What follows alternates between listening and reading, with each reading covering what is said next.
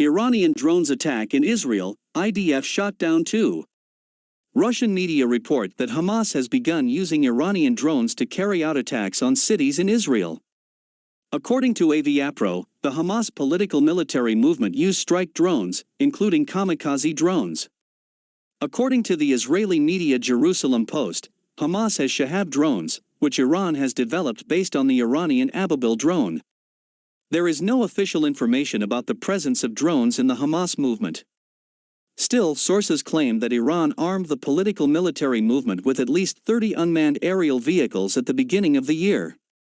And if the Russian media does not indicate the source of its information and raises doubts about its authenticity, then the Times of Israel confirmed the claims of the Russians. According to the website, the Ministry of Defense sources say that Hamas uses drones to strike Israel.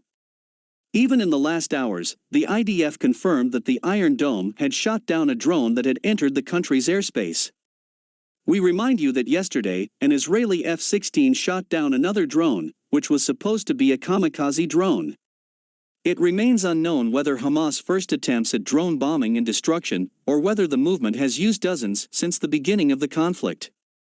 We cannot help but notice that since the beginning of the intense rocket attacks between Israel and Hamas, Iran, the most significant follower of anti-Israeli policy, has stayed away from the conflict.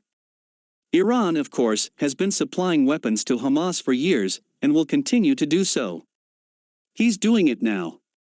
This indirect involvement of Tehran can only please the Iranian government. But the situation could have been different. However, Tel Aviv skillfully keeps Iran away from direct involvement in the conflict with its political moves. So far, Israel has not blamed Iran for the attacks on its cities but directly blames the Palestinian Sunni Islamic fundamentalist, but a pragmatic, militant, and nationalist organization, Hamas.